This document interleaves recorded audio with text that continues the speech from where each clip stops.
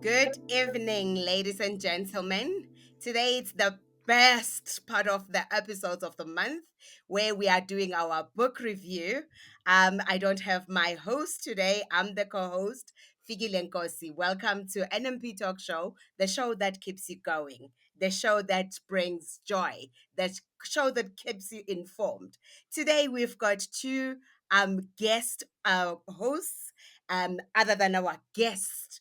I'll start with the first one, Tebogo. Please introduce yourself. Good evening, everyone. I'm Deborah Marapedi, and I'm very glad to be here today, ready to discuss with our guest author about her book and just getting insights about what she wrote about. So I hope you will enjoy the show with us. Definitely. Sino, welcome to the show.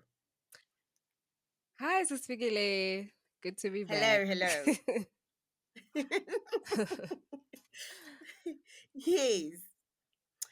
So yes, So we've got I'm a Snovio guest Muri. speaker today. I missed you there, Sino. Oh, sorry. I thought you wanted me to also do the introduction thing. Yes, please. I want you to um, introduce yourself. right. I'm Snovio Muri, and yeah, I'm an author, and I'm really happy to be here, especially to discuss this subject with our author today. Yes, we are all looking forward to a good show today. We've got our guest speaker today, Tammy. I'll let her introduce herself. Tammy, welcome to our show. Thank you, ladies. I'm so happy to be here. My name is Tami Leotlela, author of the book The Daughter I Never Had, Breaking the Silence on Pregnancy Loss. Looking forward to chatting with you ladies this evening. We all are looking forward to. Do you mind to give us a brief overview of your book? Well, my book is my personal story. It's my personal experience about pregnancy loss, a surprise pregnancy, and then pregnancy loss. Then after the loss, I realized how much the emotional side of pregnancy loss is overlooked or completely ignored, and I couldn't ignore. Mm. I had to write. Have you ever experienced something in your life and said, I could write a book? You couldn't just pass Mm. without documenting it. So that's Yeah. basically what I went through this, and I couldn't just pass and not talk about it and not break the silence, because the silence is deafening. Mhm, mhm, mhm. Wow. Yeah. Very, very interesting. And I'm looking forward to hear of your experience. Sino, I know that you've got so much to ask our author. On it. Yes, I do. Oh, so nice to meet you, Sis Tammy. I feel like I almost got to know you just reading your book. It was so in depth, so vulnerable. And I think it's a message that so many women need to hear because they need to know they are not alone. I'm And one of struggling my to hear you. questions, Can you speak up a bit? I'm struggling Your to mic, hear you. bring oh, your mic to your mouth. is Yes, it? yes, there you Is go. this better? Yes, Oh, Much better. sorry. that's much Yeah. better. um, I was saying, I'm saying it's a pleasure to meet you, even though I think I already know you quite well after reading your book a bit well. And I think it was so vulnerable and so important of a book to get out. You know, there are so many women that I think will resonate with it. And one of the questions I had, you talked about accepting your new self. And there's a study I read that talked about how pregnancy actually changes the way our brain works. So when we Mhm. talk about mommy brain or pregger brain, that's a real thing. So I Mm. can imagine having to make that shift of becoming another person in this situation. Yes. So the question I have is, what helped you to reach that place of acceptance and embracing the new self? And how can other people get to know this new self when they experience Yeah. something like this? Good question, Sino, because when you're preparing your heart, your mind, your space, your house for a baby, you change, you go into mommy mode, you're going to be a mother. You change from who you Yes. were, from who I was dummy with no baby, but now Mm, I lost that. Now I had to adapt, I had to change. Now, how do you mm, do that?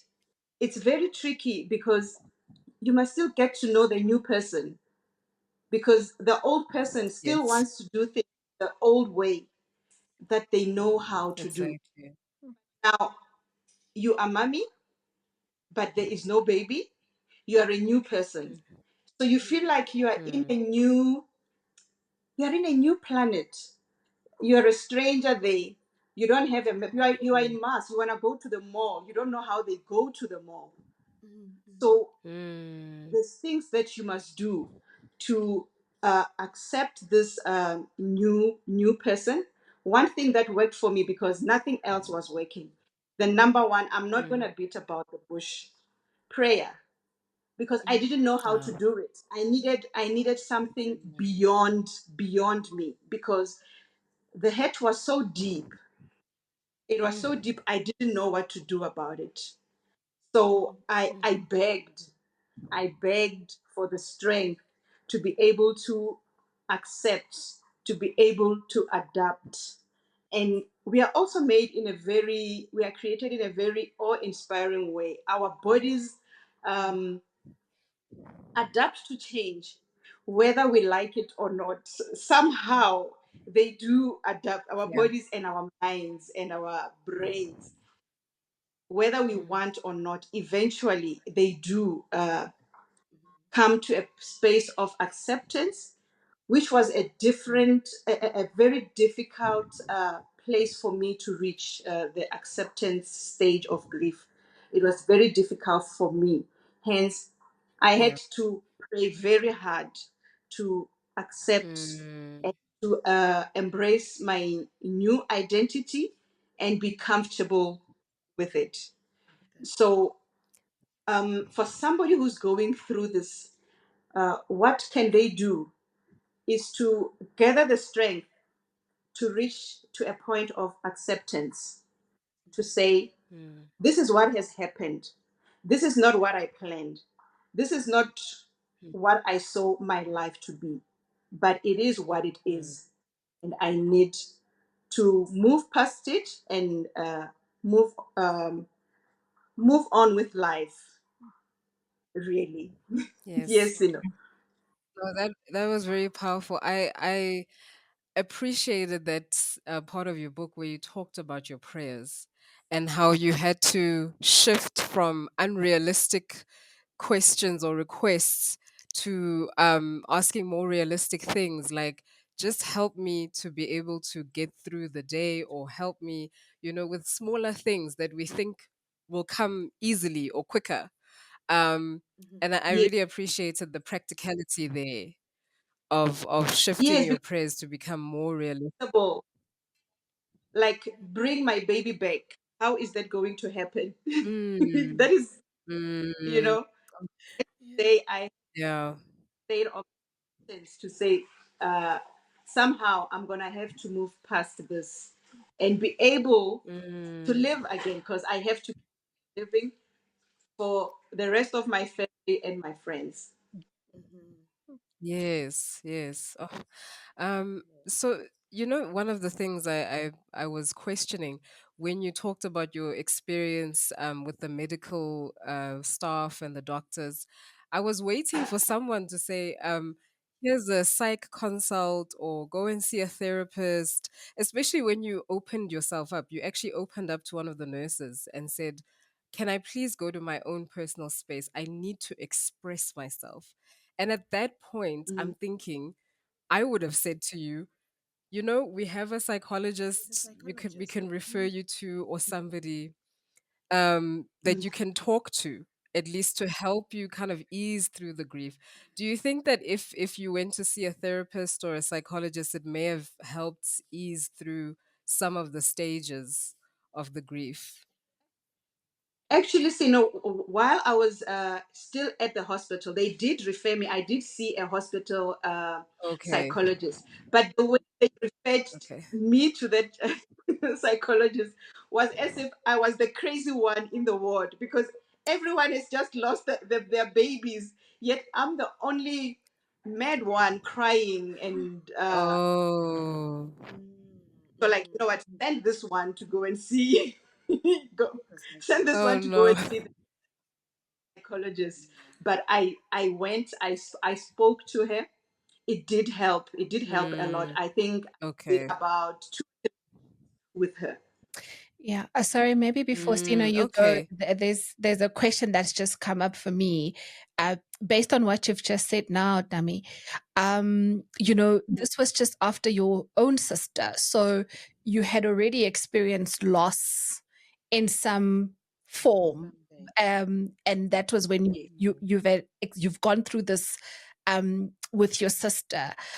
Do you think that that in itself was one of those where it was that emotion? Because in the book you mention that you had to be strong for her, for Bernice, when Yes. she was going through that. And was that also one of, a factor within that emotion at the time with the hospital staff?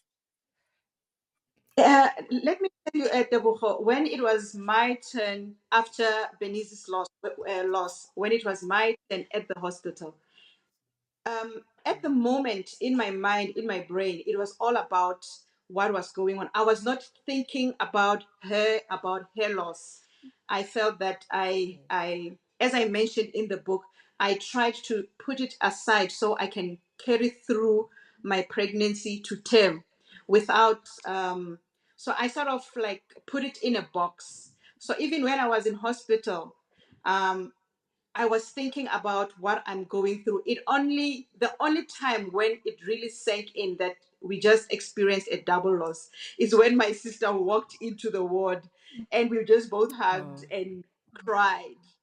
That's the only Mm. time when I felt that, you know what, there's actually a double loss here. But during my time, because my state was such an emergency, things were so urgent, the focus mainly was on me. Yes. Sure. Thank- And I don't know. Are you can, Yeah, we can hear you, Sino. sorry, my Yes. earphone is not listening. I was just thinking, when you mentioned that you were the only one that was like crying and all of that, I feel like your experience having had HELP syndrome and having to be rushed and now your life was in danger. Mhm. In most cases, when people do experience the loss of a baby in utero, it may be a miscarriage or a stillbirth, but their lives may not be then at risk. Mhm. So it may, I imagine that your trauma was on top of another trauma. So it does make sense. As the Sistemico mentioned, first you were grieving your nephew, and then now you're grieving this situation. And on top of it, now you're wondering, am I going to live, and being whisked off for surgery? I Mm. mean, it makes Yeah. sense. I'm just saying that, it makes sense that you were crying, that you were, you weren't crazy. So I certainly hope nobody in the hospital staff gave you the impression that there's something wrong with you Mm. for acting different than anybody else. Yeah, You were I, I reacting felt perfectly I was naturally. I wanted to hold in my cries because we just Mm, went thing. Okay, I had HELP syndrome. I don't want to water down their losses, but I yeah, felt kind of out of place because we all just lost babies. But I'm losing my mind. yeah. Sure. Shame, man. I But yeah, had it's so it's a much love. harrowing experience. Just it was Mm, surprised, it was embraced. I was ready to do it, and it was suddenly taken away. It was heartbreaking. So mm. Oh, that's why I was the way that I was, crying of nonstop, course. inconsolable. Mm. Yes. No, of course. And so I was thinking about how this happens to a couple. Um, and of course, it's as you're describing, it's much more intense for mothers. So most of us focus on the mothers in these situations. But also question, like, what can we do if you're a friend, if you're on the outside or the other side of this? What can you do for the fathers that also, are grieving in their own way? Okay. That's a good question. As you know, you're very right that the focus is on the mother, and rightly so, because she carried the Mm, baby. She is more attached yes. with her body to the baby, with her brain, Mm, with her mind, with her heart, everything. But and then to such an extent that the dads get overlooked because mm, they just they're an extension. But there are very comforting things that our friends did that I'd like to talk about, showing that they were okay. thoughtful of my husband Joe. I remember this. You know, men obviously they don't talk, they don't express their feeling. Mm, My husband, the same. mm, He doesn't. He's not talkative like me. It's very. You have to dig in deep to get to get to the core of matters. Uh, yeah. but I one who took us out um, for lunch. We just started Mm, talking about things in general, and it escalated to us talking about the loss of Kamu. My husband mm, opened. He started talking. He started explaining everything. He started explaining how he felt. He even wept. So I think oh, men need tact. Don't tell them, I'm here. mm, I want to hear your story. I want to help you. I want to okay. comfort you. You're not going to get a single Mm, drop out of use.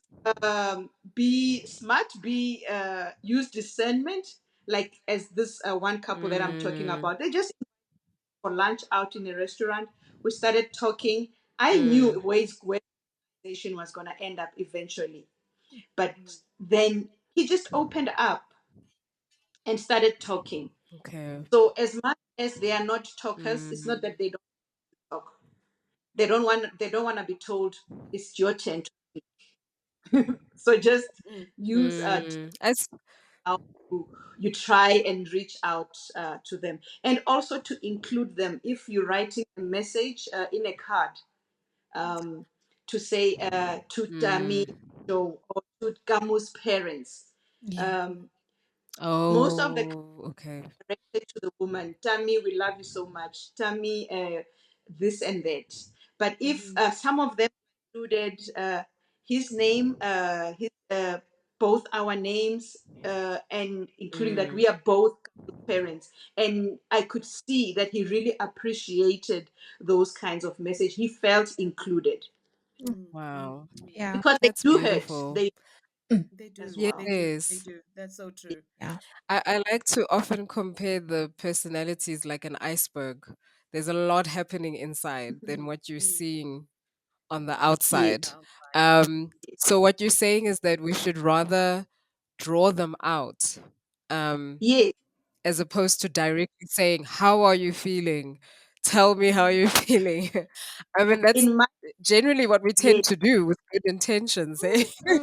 yes, And you my know Yeah. what we often do is we we we we we say we are here. We Yeah. here for you. We here to help. Mm, And how many yes. times can mm, you find somebody coming to you and say, I need your help? Because most of the yeah. time it's a zero chance. I'm not gonna go there Mm, and ask for the help. So, like you are saying, we yeah. need to be wary of such situations and not say, I'm available if you need me. I need you now, but I can't tell you I need Mm, you. So we need to find Yes. ways of dealing with it. Also on that point, wow. many friends would just phone when they were already at the gate or when they were on their way to say we are already on our way. Like they didn't Mm, give us the option to, okay. you know Yeah, what, and don't come. felt. Mm, I love the yeah. fact that That's a good they point. knew that we need them and we might say we don't need them, Yeah. or our Yes. faces might look as if we don't want guests today, because Mm, a mm. grieving person does Mm. not look friendly, does not No. have a face. You Mm-mm. can actually There's no make smile it on look your face. like a hug. Yeah, but So I they mean, were just yeah. I mean, what you're saying about the face, I in somewhere in the book you do mention that Mm. after you came out of hospital and you were fine, you went to the meetings. It's like that's life. yes, We carry on. yes, And sometimes, we all smiling and it's great. And we might then make the decision that, oh, she looks okay. And That's then like right. yes, Beginner says, like if you need, just tell me, I'll be there. Mhm, mhm, mhm. yes. Mm. You're very right, Yeah. Deborah. All smiling, hugging, and greeting people. But let me tell you the honest fact. As soon as I closed that car door, Mm, by the time we leave the gate, I am crying. My hairstyle has faced Mm. what? Um, I have changed. Yeah. So that's why Mm. you need tact to know that obviously these people are not going to walk in crying. Sometimes we did walk in crying, but not Mhm, always. Mm. Grieving mhm, people Mm. look like normal people because they have to carry on living. They have to look normal. mm, So they mhm, look like Mm. the way we all look Mm. today. yeah. mhm, mhm, So mhm, mhm. Yeah. Mm, That's reach true. out to them in private space, then you get to know what they're experiencing. sure. Mhm, Okay. mhm. Oh, Thanks for that. that Wow. is so true. Mm, Oh my goodness. It is true, like what you're saying, that sometimes you just show up, and as a society, especially here, I come from Eastern Cape. So Eastern Cape, people just rock up at your house. They don't say like, "Oh, Sissy, can I come at this time?" But Johannesburg is different. People like to say, make appointments and say, "Let's meet on this day," and is this good for you? That is also So good. there's a Also, society. I think you just need a balance there and how close you know Yeah. The the person. person. Yes. Obviously, you Ah, know yeah. How close all you for the are. certain friends that you can just knock on the door and even open Mhm. before they say Mm, mm. Come no. They in. Mhm, mhm. yeah. Yeah. No, that's Yeah. a good point because a lot of the time we are so worried about imposing on people's space. You just like you'd rather you say it like let me know, if we can come, when we can come, because you're thinking, I'm leaving the door open for mhm, you to let Mm, me know because I don't want to impose. But as you've mentioned, a grieving person never feels like inviting people over. It's like yes. because you just know when people come here, I'm not gonna be a fun time. I'm gonna be crying. I'm gonna be like downcast. So Mhm, mhm. it's counterintuitive to invite people yeah. to your Yeah. house. Mm, Yeah. So Yeah. that's a good Not point that crying if you are a close person, when I was crying. I didn't want to cry alone. yes, you also That you are so right. It's a lesson for all of us. yeah. Yes, yes, that's true. Yes. We can actually cry. So I also yes, just go for it. Yeah. Um, so I saw some of the parts where you explain the signs that you had of grief, which other people may not understand, such as mm, when you were going to the shops and there were so many triggers, you know, mm, just from buying something, going to the till, getting back to your car, how difficult just something so simple for the rest of us was. And Mhm, mm, also when you saw baby clothes and you felt the urge to buy these baby clothes. I absolutely loved your mother's response because I, mm, I read that you called her and you said, "Mom, is this normal? I'm buying mm, baby clothes for Kamu. Is mm, this normal?" And your mom just said, "Just keep doing it until you don't need to do it anymore." Mm, And I just thought, "Whoa, that is so empathetic mm, and mhm, so wise." Because mhm. honestly, if that was me and you're my friend, I would have been like your other friend that came back to apologize later.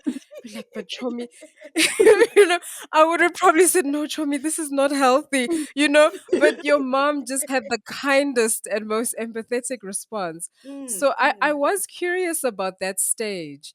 How long did it take for you? And I know about the nesting stage as well. You know, when you're pregnant, it's almost like you're losing your mind organizing Yes. that room. I was OCD. I can't even tell you. I was like, with my big Bailey, I wanted to move things around. Like, this room has to be perfect. And so Yeah. you put so much love into packing those clothes and making sure it's perfect for the baby. Mm, How mm. long did it take for you to pack everything away, or keep the room intact? And then also, how long a process was it buying the baby clothes? How long did you need, before you Okay. felt like, okay, I'm fine without doing this? Yeah. Mhm. Your first question, Sino, about Yeah. how long I've lost Kamu, did I want to still carry on buying her clothes? It carried Mm. on for, and if I found something cute, I would buy it. And most Okay. of the clothes I would end up giving them to friends, to uh, friends that were having baby girls. I just had to buy the baby clothes. You know what stopped me? The COVID-19 lockdown, because this went on for the whole of 2018, for the whole of 2019, then Mm. 20, then COVID struck, and then I was indoors. I couldn't go to the shops, and then that urge after the lockdown, it had subsided. Sorry, it had subsided. And some of the clothes that I bought, I couldn't give away. I had this attachment. Um, Fortunately, my sister Benice had a baby girl. All those clothes, all those cute little blankets, all those little socks with ribbons went Went to to her. my other baby. Mm, Yes. mm, mm, mhm. And then Wow. uh, next question about I had prepared the nest for my little baby. Oh, the nest was dismantled within a week. Uh, as soon as I got home, I did not want anything to remind me. Like if I'm making a turn to the right, I see anything that will remind me that I just lost a baby. So I packed everything within a week. I put it in a box. I put it where I couldn't see it and decide how was I going to share it among my friends or family. So the nesting part, it took I think a week or two, and the continuing of the longing to buy baby items, 2 years. Wow. We've got a question here, Tammy. The Noah is asking, is writing the book became part of your therapy? Definitely, for sure. Says Figile, I could not finish a sentence that has Gamu in it without breaking down and crying. But then putting everything down in writing and sitting down and actually analyzing, asking myself some of these feelings that I couldn't put into words, because I used to feel things I couldn't understand. I couldn't say this is what I'm feeling. I had to put the pen down and say, what am I feeling? And then try and break down that emotion. In the process of breaking down that feeling, I was actually grieving, trying to get to the core of my heart of that this is what I'm feeling. So, writing the book, I cried a lot, but now I'm able to talk about it to enlighten others. Um, Mhm. I'm so far, so good. No tears yet. I Yes, I am saying, you know what? So far, it's still so good Yeah, that the tissues are not working as yet. We're not drinking any water, so it's good. That was a good therapy. yeah. But I'm Yes, very close. we I think we lost, we've lost Sino a bit. I think it should be network, Yeah. but just to acknowledge our viewers, we've got viewers on our platform Riverside Riverside. If you've got any questions, you're welcome to type them down, and then Tammy is here to answer you. And if you are on Telegram, you can still ask your questions. You raise your hands, you join us, and then ask your questions. Tammy will be able to respond to you. We Okay. may wait for Yes. Sino to come back, but while we're waiting, maybe Tebogo has got a question for you. Yes, no, we actually have a question on Telegram from Hilda. Hilda, I Mhm. think you can unmute yourself and ask the question. Hi, Tammy. Hi, everyone. Evening. Actually, Hi. Hi, the Hilda. the the topic touches me very deep because in my life I had 4 miscarriages. Woo. And I want to applaud Tammy for being able to talk about it. It's still difficult for me. And I'm talking 1996, 1997, 98, 99. I'm listening, but it's like it happened yesterday. But Tammy, I'm glad for you. I'm happy for you for being able to talk about it and don't cry. Yeah, that's all I wanted to say. Thank you so Thank much you very much, for being Hilda. so brave. um, yeah, thank you. Thank you.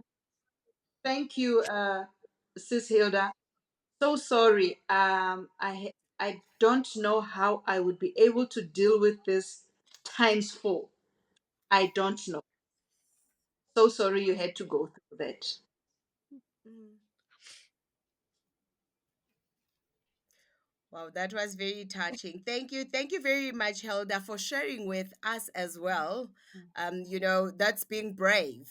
I would love to say it's a first step towards healing, you know, being able to talk to somebody about it, because most of the time we bottle such feelings until they kill us. So I hope this show will help you as well, Hilda, to get the healing that you need. Yeah. Welcome back, Sino. Yeah. Oh, sorry, Hi. before Sino. Oh, she had her hand up again. I don't know if she wanted to say something Okay. before. Well, it Yeah. was a mistake, sorry. Okay. No problem. But thank you so much. Thank you very much. Sino, Hi. Can you hear me? you still there? Yes, I am. Yes, it's much Now we can louder hear you. volume. Yes, your I sound took off was the very slow, earphones. but Tiso did say. Is it better now? Oh my goodness. Oh, that was It is very, better. It is better. oh good. Okay. Um, that Mhm. was a very moving call. Sorry, I lost it. You know, when my husband, when I told him Yeah. about this story, he said, "Oh, and they want you to do this show," because he knows I'm such a crier. So it was only a matter of time, really. I just want to say to Hilda, the listener, Just as we were applauding for ourselves to say we haven't cried. it just one time we were all at the same time gone. No, I want to say to the listener, Hilda, Yes. thank you for opening up. That is, to be that vulnerable is very Mhm, brave.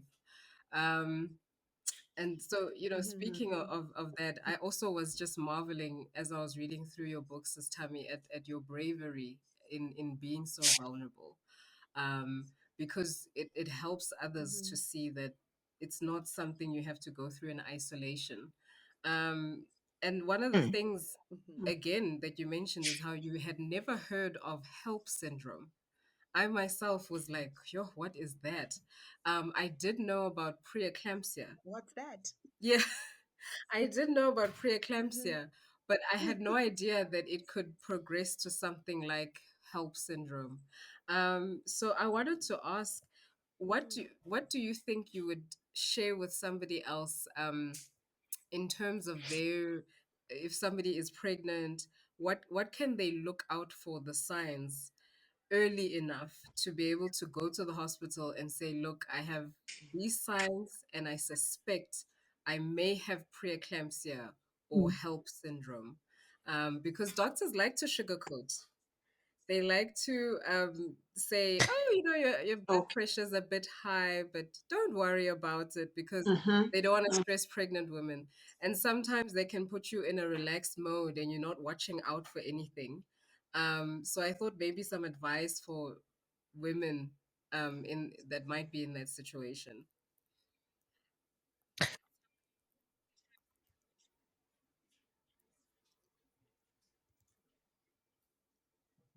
Yeah, maybe, Tammy, before you answer that question, we do have another question on Telegram.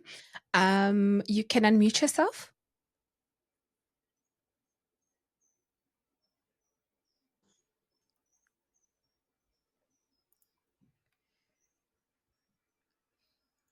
Okay. Um, Okay. It's not coming through. no, no, no, no, it's not. Okay, we've got Gadiso here on Can you hear me? Riverside. Gadiso is asking Tammy, saying that did you attend therapy Oh, sorry, for the sorry, grieving sorry, process? Pigile. Okay, we've got Telegram back. Yeah. Yes, we can hear you. Okay. Yes. Sorry for that. My question to Tammy was, now that she has written the book, how does she feel assisting other women? Very good. Thank you for that. That's a very Thank good question.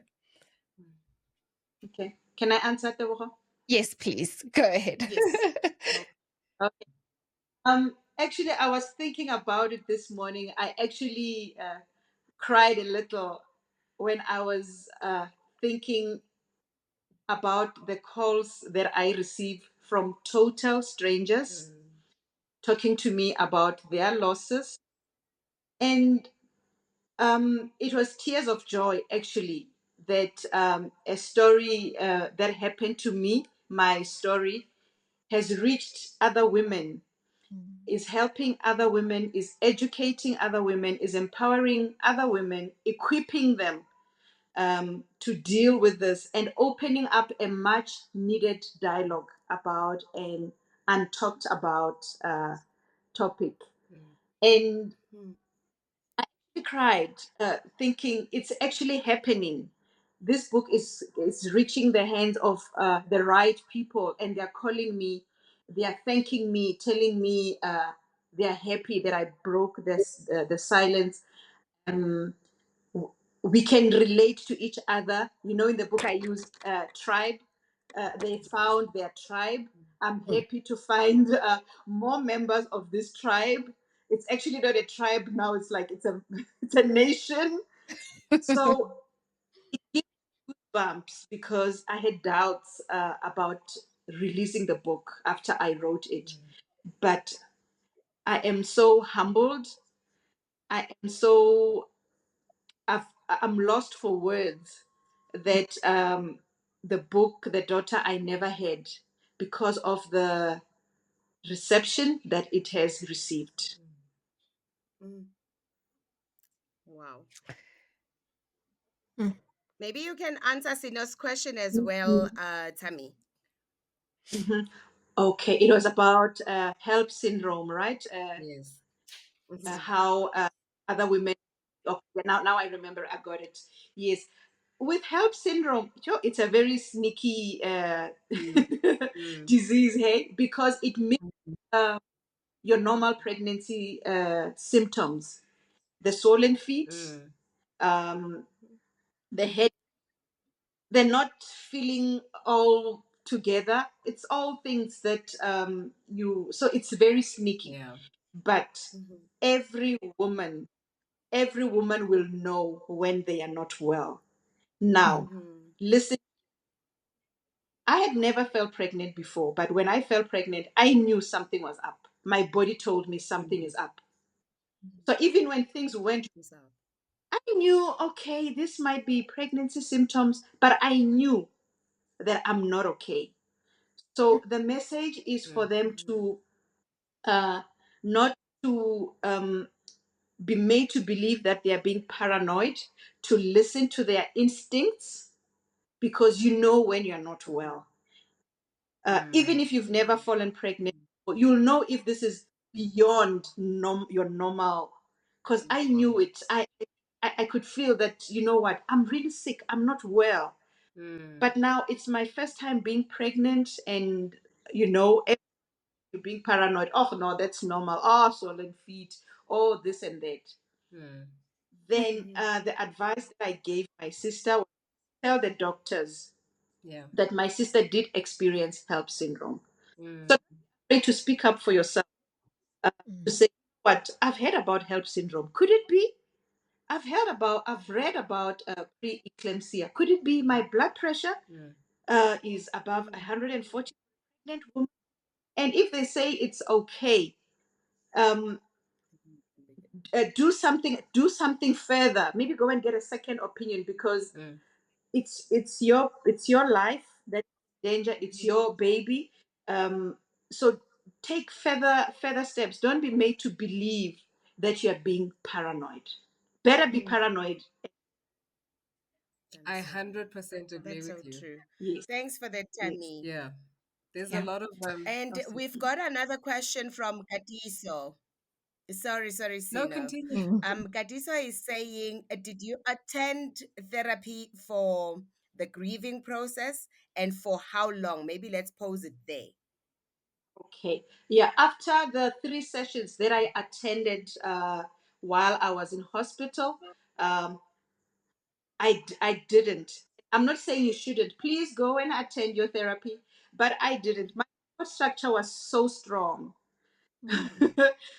They helped me to cope. So I'm not saying this is the right course to follow. Please go and get your therapy if you need it. But what was therapeutic for me was speaking to people who went through the same loss. That helped me. It might not help another person. And I was generally I was writing down my emotions. So that's where I found my healing, and I was very open about my loss. I spoke to everyone about it, because I just didn't understand why people shouldn't know that I had a baby girl. The baby girl would be 2 years, would be 3 years. So that helped me to heal. Yeah. Said that if you need to go to a psychologist, please go and do that. Okay. Mm. And you've answered part of the question of her second question, where they asking, was it helpful, and are you able to cope with your triggers better? Uh, yes, I am able to cope with my triggers better. Um, I don't know if it's the time. I don't know, because she would be 6 right now. She would be starting school this year. So this happened in November 2017.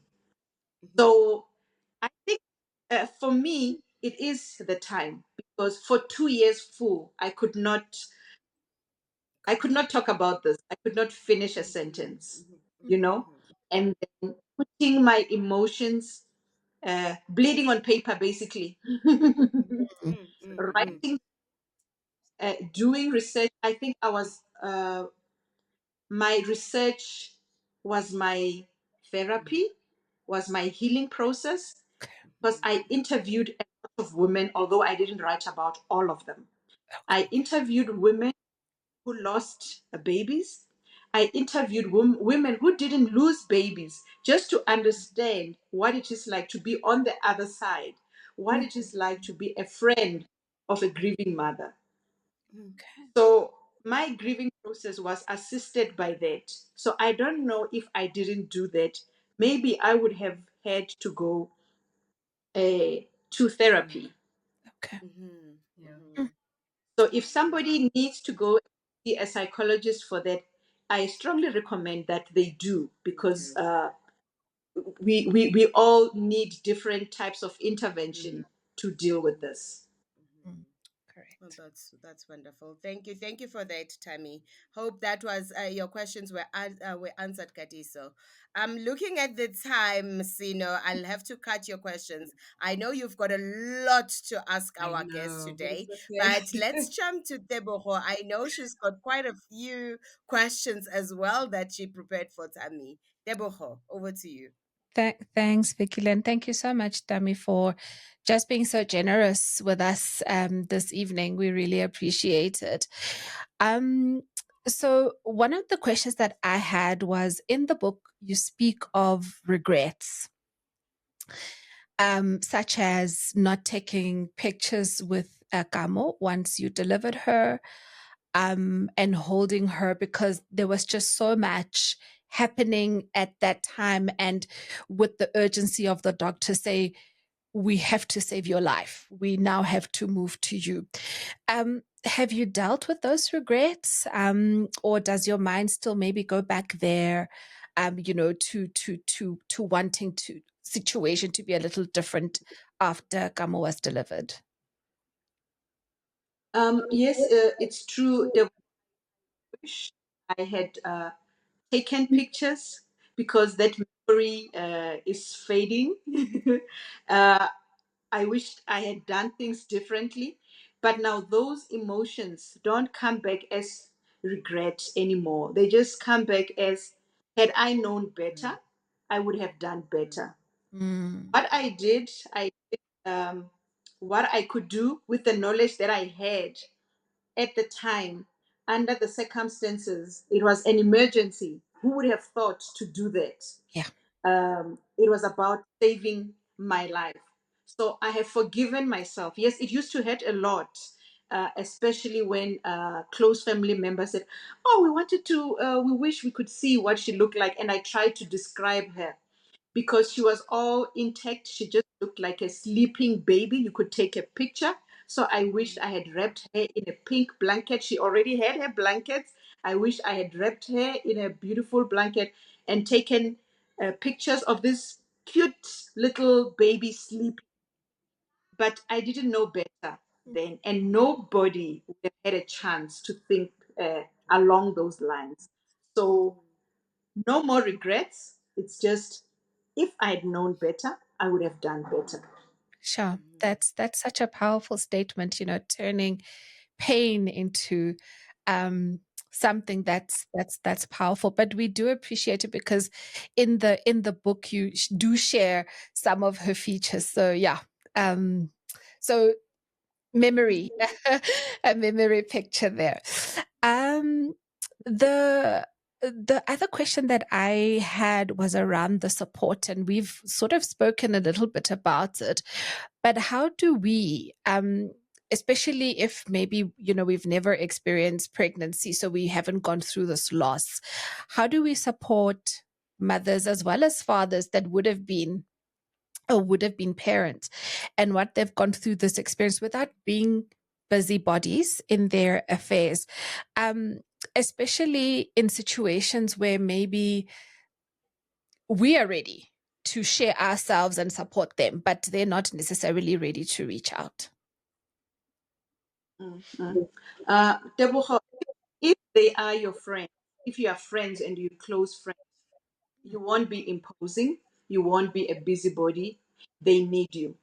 You know, friends and acquaintances come at different levels. There are those that are this close and that close and that close. So if you are this close, you go there and be a busybody because they need you to be busy there, comforting them, making sure that they are okay, because they can't even articulate how they want. They need to be cared for. They don't even know what they want. They don't even know what they are feeling. So if you are this close, you go into their home, and because you're close, it will be easy for you to ask. You're not a busybody by asking them, can I do this, can I clean, can I do the dishes, or don't even ask. If they are this close, go and do those dishes. Go into the kitchen, go and cook up a meal for them. I appreciated that. It meant so much to me because I did not even have the energy to think about what to cook next, what to. And Joe was also supporting me. We Mm, were both drained, so we appreciated those close friends who were not afraid to impose. That came that close into mm, our personal space. mm. So do that if you're a friend. They need you.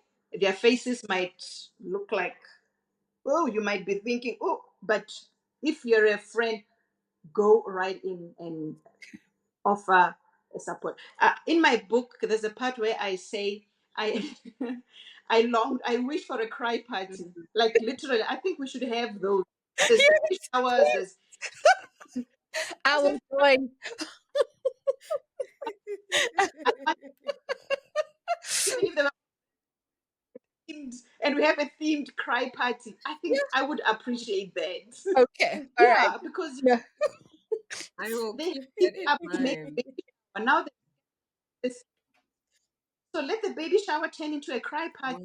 Why Wow. A not? cry party as well. That's Wow. so true. Mm, That's such an idea. Hey. Good Yeah. one. Tammy, we've got a message for you from YouTube. On YouTube from Benice Dowelani. I think I said her surname correctly. She says, "Well done, Tammy. Super proud of you." yeah.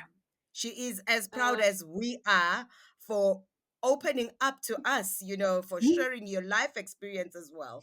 We appreciate what you have done to us. Deborah, if you still ben, have any question, you can Mm, go ahead. yes, I do. Benice on you. Benice you read about in the book is Benice my sister. The Yeah. Benice.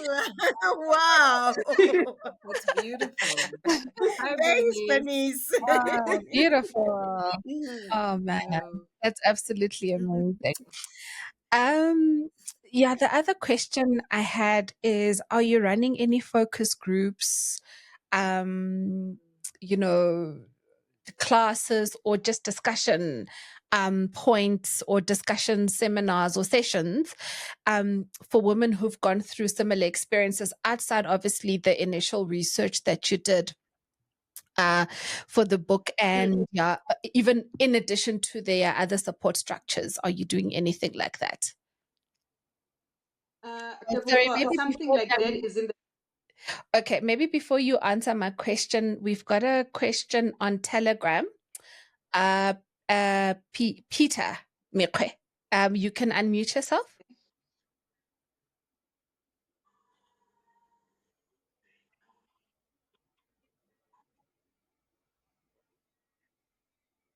Hi, hello, hi everyone. Hi, Peter. Hi, Welcome. Peter. Thank you. I've got a question that I just wanted to pose quickly. Um, I'm a married man, and so I've read the entire book as well, and it's very captivating.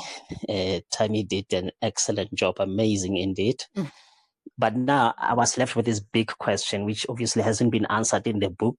I don't know if maybe the doctors could have told her anything. Having gone through this very difficult thing of uh, suffering um, through HELP with almost kidney damage and liver damage, what did the doctors say for any woman who may have gone through this? Do they still believe that you can actually have a baby, or is that a no-go area? That's my question. thanks, Peter, for that. Okay, can I go for it? Yes, please, Tammy. Yes, please. Yeah, you can answer him. So I was released from hospital. I had to go for follow-ups to go and monitor my kidneys, liver, until they were satisfied. And then I did not go back to ask, can I have a baby? I did not, because I had gone through, I nearly died. Yeah. Even my husband, um, we knew. we're not going to talk about this because you never know what is going to happen. So what the doctors said, they said they cannot give any guarantees. If you were once diagnosed with HELLP syndrome, they cannot tell you that the next time you fall pregnant, you will not have it or you will have it. And chances are you might have it because you've had it before. So they are not able to predict, to say, you know what, go for it. Because you've had it, you've had your turn. I've had, through my research, through the help of Professor Michelle Andy Patton, who wrote the foreword to my book. In her thesis, there are women who experienced HELLP syndrome the first time, the second time, and they lost their lives. So it's a win-win. So the doctors can't guarantee. So we didn't want to take any risk. Me personally, I didn't want to give birth to a child and die and leave that child to grow up without their mother. That is just my side of things. Wow. Sure. Okay. Wow. Yeah, I just need to compose myself. Yeah, so You just can have on your glass of water, it's okay. on the question of focus groups, classes, are you running them or Oh, yeah? oh, something like that is in the pipelines, Tebogo. There isn't a structure yet, but these women, they're calling me every day. I have to take their calls. So a structure is needed. Okay. We're gonna have to build. I'm gonna have to build something with these women. So in the That's good, and please do let us know because I think through the various social media channels we have, even from the show tonight, for those that are joining in and potentially will be watching the recorded um, program, when they can reach out. Do I have time for one last question, Figile? You can ask your one last question, Deborah. Okay, fine. So the last question that I have is, do you still journal? Can we expect a second book? yes, I still journal a lot. With the passing of Camus, an author was born. Mm. As you know, in the book, I said I never thought I would write a book. Here, I wrote a book. She made me write a book. Mm. So a second book and a third, definitely. Wow. Oh, Wow. yes. Wow. We Wow. can't Looking wait. Wow. We forward can't to wait. We reading it. can't wait. We can't wait for the second Oh book. my goodness. The first was, I mean, We did can't wait anybody for the else? second book. I We found are I running out of time, unfortunately.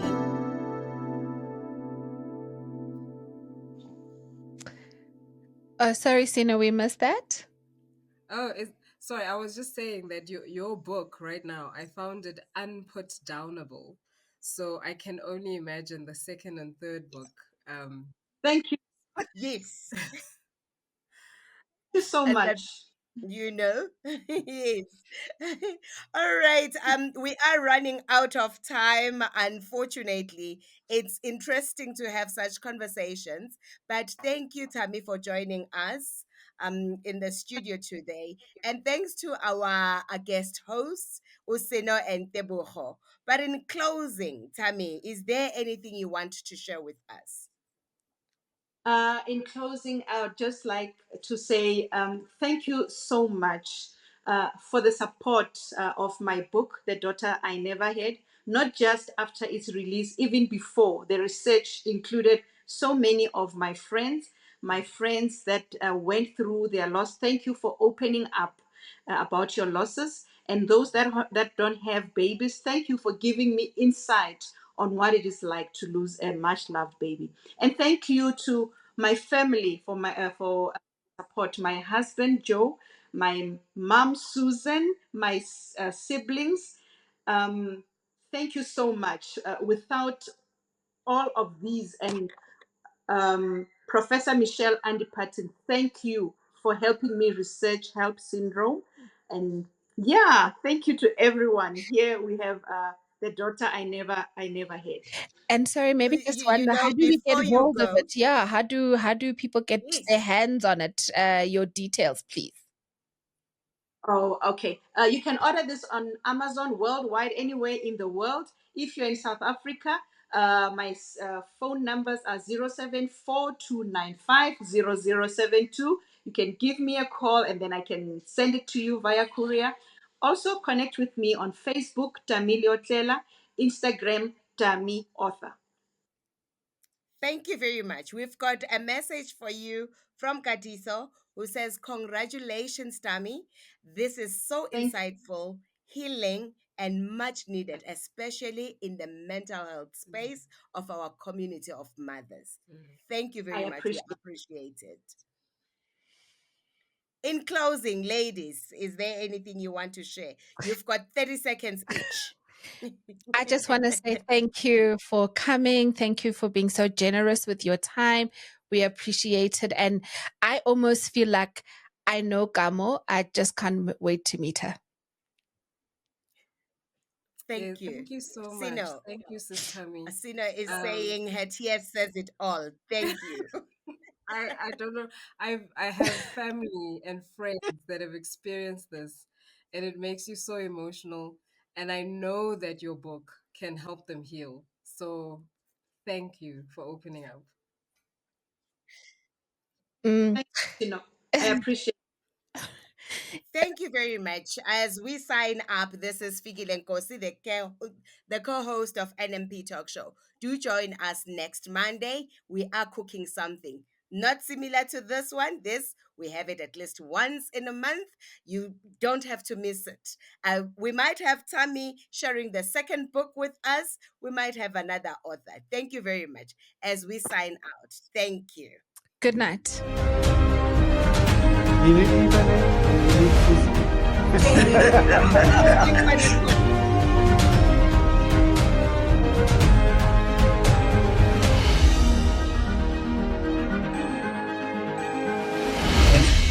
Philosophy.